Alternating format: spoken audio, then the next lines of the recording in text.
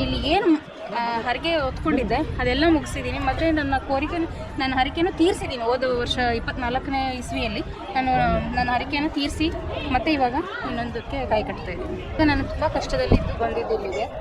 ಯಮ್ಮನ ಹತ್ರ ಕಷ್ಟ ಹೇಳಿ ನಾನು ಏನದು 9 ವಾರ ಕಾಯಿ ಕಟ್ಟಿದೆ. 9 ವಾರ ಕಾಯಿ ಇನ್ನೂ 9 ವಾರ ನಂದು ಕಂಪ್ಲೀಟೇ ಆಗಿರಲಿಲ್ಲ. ಅಷ್ಟು ಬೇಗ ನಾನು ಏನಕ್ಕೆ ಬಂದಿದ್ದೆ ಆ ಕೆಲಸ ಸ್ಟಾರ್ಟ್ ಆಗ್ತಾ ಹೋಯಿತು. ನಾನು ಕೆಲವ್ರಿಗೆ ದುಡ್ಡು ಕೊಡ್ದಿರ ಆಟ ಆಡಿಸಿದ್ದು ಉಂಟು. ಆಮೇಲೆ ನನಗೆ ಸೈಟಿಗೆ ದುಡ್ಡು ಕೊಟ್ಟು ಅದರಲ್ಲಿ ರಿಜಿಸ್ಟರ್ ಆಗದಿರ ಇರೋದುಂಟು. ಆದರೆ ಇಲ್ಲಿಗೆ ಬಂದ ಮೇಲೆ ಆ ತಾಯಿ ಎಲ್ಲ ಕೆಲಸ ನನಗೆ ಮಾಡಿಕೊಟ್ಟಿದ್ದಾಳೆ. ಈಗ ನಾನು ಮತ್ತೆ ಇವಾಗ ಕಾಯಿ ಕಟ್ತಾ ಇದ್ದೀನಿ ಅಂತಂದರೆ ನನಗೆ ಇನ್ನೊಂದು ನನ್ನ ಬಿಸ್ನೆಸ್ ಚೆನ್ನಾಗಿ ಆಗಬೇಕು ಅನ್ನೋ ಒಂದೇ ಒಂದು ಉದ್ದೇಶಕ್ಕೆ ನಾನು ಮತ್ತೆ ಕಾಯಿ ಕಟ್ತಾ ಇದ್ದೀನಿ. ನಾನು ಈಗ ಸತತವಾಗಿ 1.5 ವರ್ಷದಿಂದ ಬರ್ತಾ ಇದ್ದೀನಿ. ಇಲ್ಲಿಗೆ ಬಂದ ಮೇಲೆ ನನ್ನ ಲೈಫ್ ತುಂಬ ಚೆನ್ನಾಗಿ ಸೆಟ್ಲ್ ಆಗ್ತಾ ಇದೆ.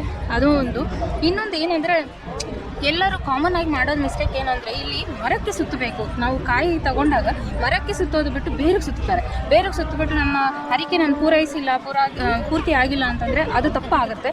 ನಾವು ಏನೇ ಮಾಡಿದ್ರೂ ಕರೆಕ್ಟಾಗಿ ನಾವು ಮಾಡಿದ್ರೆ ನಮಗೆ ಪ್ರತಿಫಲ ಅಮ್ಮ ಮಹಾತಾಯಿ ಕೊಡ್ತಾಳೆ ಅನ್ನೋದು ನಂಬಿಕೆ.